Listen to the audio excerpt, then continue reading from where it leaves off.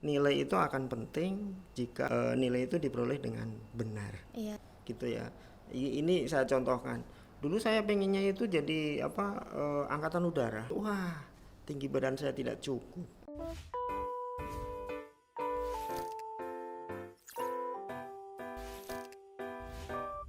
Halo teman-teman semuanya, balik lagi di Budi Mulia Podcast. Nah, kangen banget nih rasanya, udah lama nggak konten podcast sama kalian. Karena kemarin terakhir itu kita konten seru-seruan di konten Cerdas Cermat.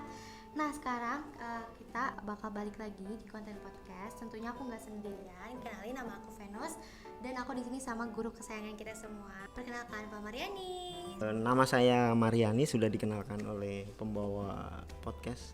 Makasih loh Pak, udah ngeluangin waktunya buat bersama-sama di konten podcast kita hari ini. Oke. Nah Pak, kan hari ini di hari yang spesial ini tentunya di Hari Pendidikan Nasional kita mau ngebahas tentang pendidikan di Indonesia dari sudut pandang Bapak nih.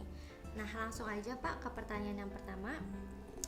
Sebagai seorang pelajar, khususnya pelajar Indonesia, gimana caranya kita untuk merayakan Hari Pendidikan Nasional sekaligus untuk menghormati perjuangan Bapak pendidikan kita, yaitu Ki Hajar Dewantara? Ini jawabannya kayaknya harus mengingat pada Ki Hajar dulu mengatakan pendidikan itu seperti apa. Iya, Nah, Ki Hajar itu kan mengatakan bahwa pendidikan itu adalah pembudayaan dari buah budi manusia yang beradab ya, bukan berhadap, dan buah perjuangan terhadap kekuatan yang mengelilinginya, yang sering dikatakan sebagai kodrat alam dan zaman itu adalah yang mengikuti. Saya kira itu. Nah, jadi untuk pelajar-pelajar yang sekarang itu mau tidak mau harus selalu berusaha untuk bisa menanggulangi pengaruh-pengaruh yang negatif, karena yang namanya pemberdayaan budidaya itu kan pasti sesuatu yang positif. Iya betul. Sebagai contoh misalkan begini, saya bikin usaha apa, nah dengan itu maka kita bisa budayakan lebih tinggi lagi gitu ya. Kalau misalnya bahasa putar pendidikan nih Pak, menurut Bapak nilai itu penting nggak sih Pak? Karena banyak banget sih yang tanya kayak, aduh gunanya sekolah tinggi-tinggi apa sih? Nilai itu sebenarnya penting nggak sih gitu Pak? Oh ya, baik. Kayaknya kalau dari sampai saat ini ya, nilai itu bisa dikatakan penting sampai saat ini, karena nilai itu diperoleh dari hasil usaha belajar yang akan dibuat skor. Nah itulah maka nilai. Kalau dengan skornya semakin tinggi, otomatis belajarnya akan semakin kuat. Nah sekarang cara memperoleh nilai itu sebenarnya yang menurut saya menjadi proses yang harus imbang. Jadi gambarannya ya, misalkan saya mempunyai peralatan yang lengkap, kemudian nilai saya misalkan hanya dapat 6 atau 60 gitu ya. Sementara orang lain yang peralatannya tidak lengkap tapi nilainya 60 juga. Nah itu kan sesuatu yang yang tidak adil sebenarnya. Untuk memperoleh nilai itu kalau bisa distandarkan semuanya sama. Jadi kondisinya sama, lingkungannya sama, alatnya sama. Nah itu akan baru dikatakan nilai itu benar-benar valid. Nah satu lagi, nilai itu sebenarnya hanya untuk mengukur kemampuan berpikir ya. Nah kemudian tadi ditanyakan juga bahwa sekolah itu penting nggak karena untuk mencari nilai ya. Nah menurut saya sekolah itu sangat penting, karena sekolah itu satu sebagai modal atau kita berlatih untuk bersosialisasi dengan orang lain. Iya betul. Coba kalau kita rasakan dalam pandemi seperti ini, kita nggak bisa bersosialisasi kemana-mana, kita nggak bisa apa-apa, kita nggak bisa berempati, kita nggak bisa apa yang lain gitu loh. Jadi akhirnya kita hanya sendiri, padahal manusia itu bukan makhluk yang benar-benar sendiri, tapi adalah makhluk sosial yang memerlukan orang lain. Nah saya kira itu. Jadi nilai itu akan penting jika nilai itu diperoleh dengan benar. Iya. Kalau misalnya menurut Bapak, pelajaran di sekolah selama ini yang kita pelajarin kurang lebih 12 tahun di SMA atau bahkan sampai menjenjang ke S1 dan S2 dan segala macam, itu menurut Bapak ada gunanya nggak sih Pak di masa depan atau mungkin di masa yang sekarang kita lagi jalanin? Nah, Pendidikan itu sangat penting. mm-mm. Pentingnya adalah saya kemarin beberapa hari yang lalu itu membuka podcastnya itu yang bagusnya itu adalah dia memberi kesempatan kepada anaknya untuk melanjutkan di mana aja, bebas gitu ya. Tetapi orang tua itu memberitahukan bahwa sekolah itu kamu harus ikuti. Kenapa? Karena itulah kamu membangun atau membentuk pola pikir. Karena kalau misalkan kita tidak bersekolah, ya kita tahu sendirilah grade-nya seperti apa atau kualitasnya seperti apa. Iya betul. Kemungkinan cara berpikirnya atau cara berbicaranya juga akan berbeda. Iya pasti kelihatan ya Pak ya. Kelihatan. Mana orang yang berpendidikan sama yang tidak gitu ya Pak. Pasti akan berbeda jauh. Kalau misalnya menurut Pak Mariani, sistem pendidikan di Indonesia saat ini seperti apa Pak? Kalau yang sekarang ini saya rasa sistem pendidikannya sudah mulai ditata dengan bagus. Ditata dengan bagus itu gambarannya begini. Kalau dulu itu kan ada kayak ada UN. Ya, jadi betul. orang hanya mengajar nilai UN. Nah kemudian hanya dipacu untuk bisa menyelesaikan soal UN. Iya. Nah sekarang ini kan sistemnya udah berubah lagi bahwa anak itu atau siswa itu tidak hanya menyelesaikan materi pelajaran yang ada, tapi kalau bisa menyelesaikan materi yang ada hubungannya dengan kehidupan. Iya. Jadi kalau dari pandangan Pak Mariani sendiri, pendidikan di Indonesia itu udah lumayan tertata rapi ya Pak ya sejauh ini. Kalau tertata rapi mengarah ke hal yang Oke. lebih baik. Iya. Intinya begitu.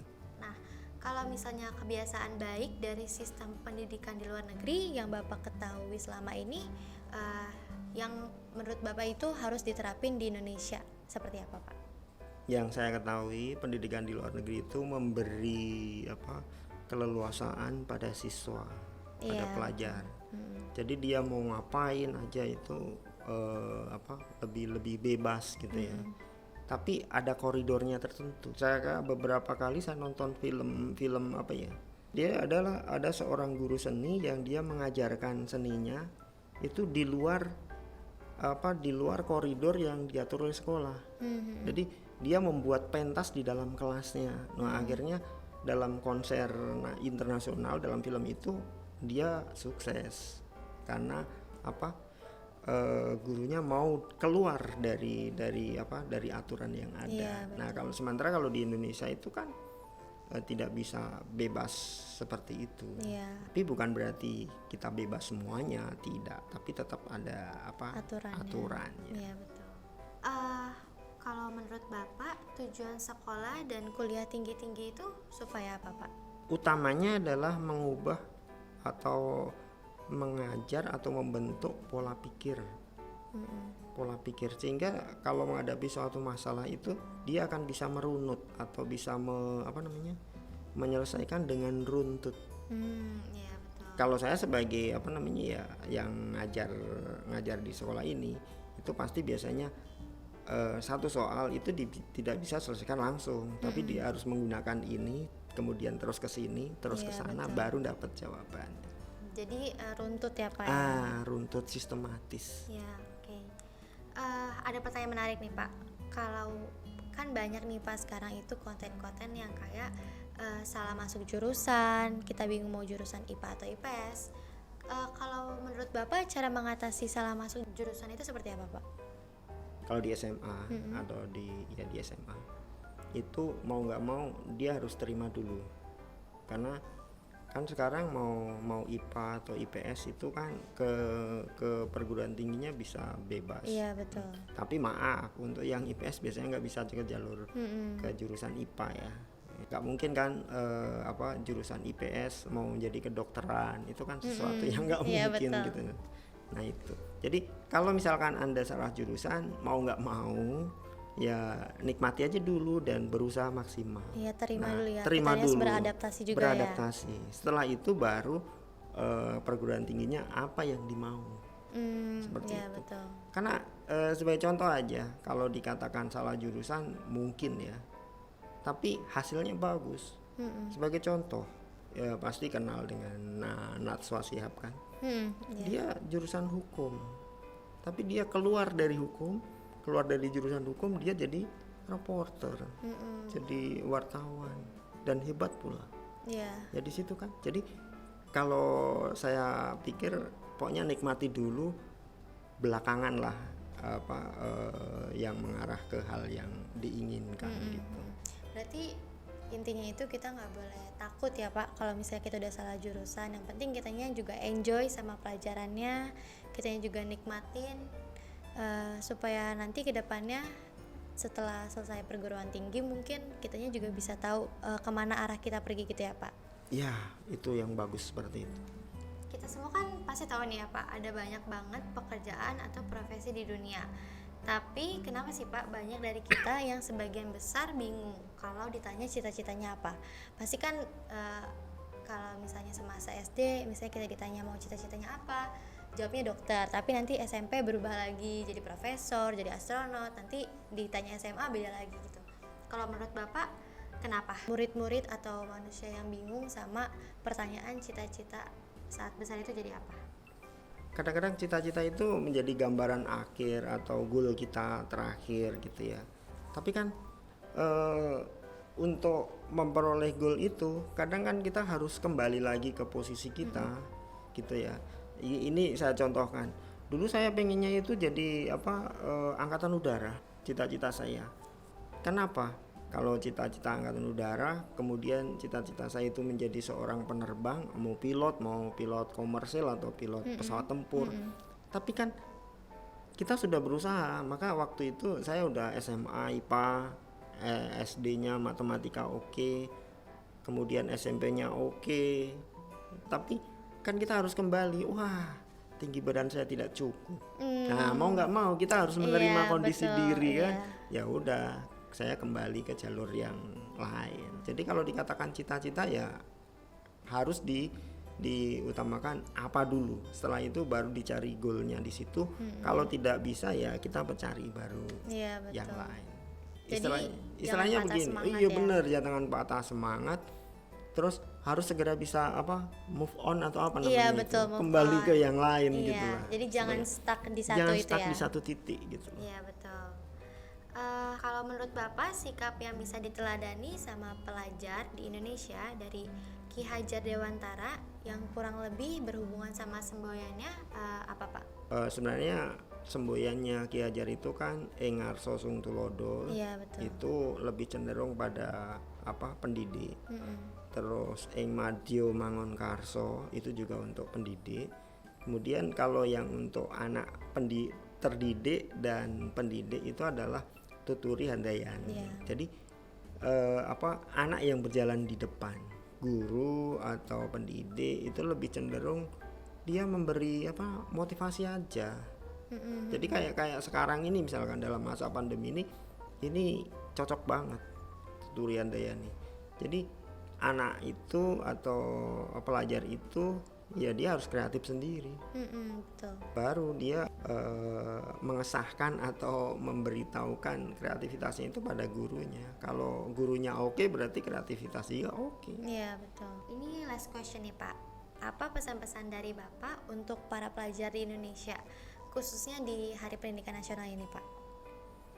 Pesan-pesan saya adalah jangan seperti yang pertama kali tadi sudah pernah diungkapkan, adalah belajarlah berpikir secara sistematis, kemudian jangan patah arang. Jangan patah arang itu jangan gampang menyerah. Tunjukkan kreativitas, kreatif, dan menunjukkan kreativitas itu pada dunia luar sehingga diakui. Karena kalau dari kitanya sendiri malas-malesan tapi kitanya pengen diakui kan itu nggak mungkin ya Pak ya. Apa yang mau diakui, betul. gitu kan. Seperti itu kira-kira. Nah teman-teman, barusan itu podcast tentang pendidikan, khususnya dari Pendidikan Nasional ini sama Pak Maryani. Nah aku pengen ngucapin selamat Hari Pendidikan Nasional teman-teman. Tuntutlah ilmu hingga akhir hayat. Semoga kita semua bisa mewujudkan cita-cita bangsa Indonesia melalui pendidikan yang lebih baik lagi. Sekali lagi selamat Hari Pendidikan Nasional. Terima kasih Bapak untuk kehadirannya pada hari ini. Makasih ya Pak. Budi Mulia Podcast out. Dadah.